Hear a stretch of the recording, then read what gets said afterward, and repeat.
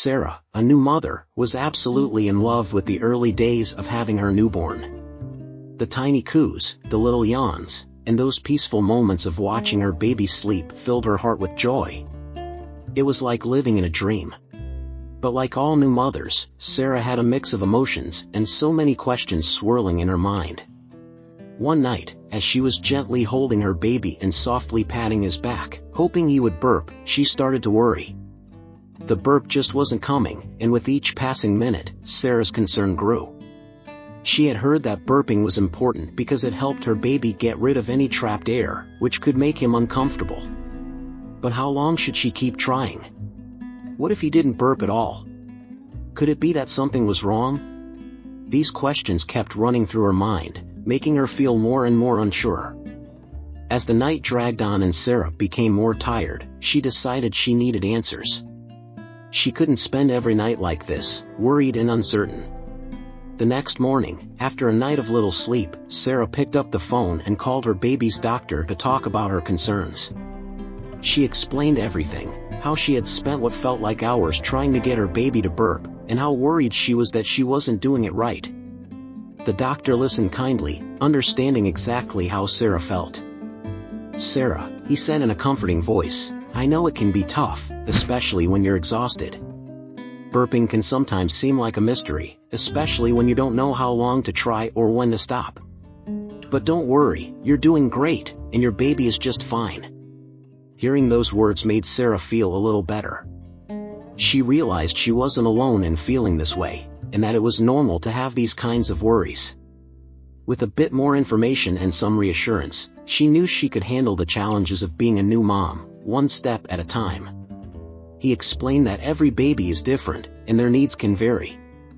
When a baby eats, they also swallow some air, the doctor said. This air can make them feel uncomfortable and gassy if it doesn't come out. That's why we suggest burping during and after feeds, but it's not always necessary to burp every time.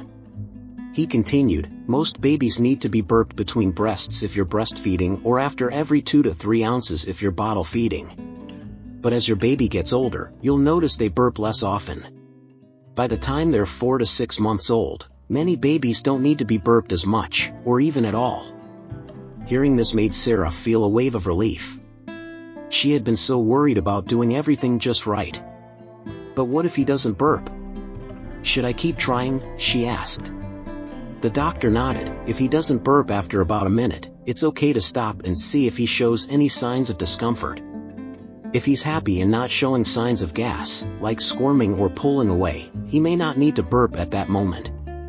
And sometimes, no matter how long you try, the burp just won't come. That's okay too. Sarah was starting to feel more confident, but there was still something on her mind. What if burping isn't enough? Sometimes he still seems uncomfortable, she said. The doctor smiled warmly. There are a few other things you can try. You can gently move his legs in a bicycling motion while he's lying on his back, or give him a light tummy massage.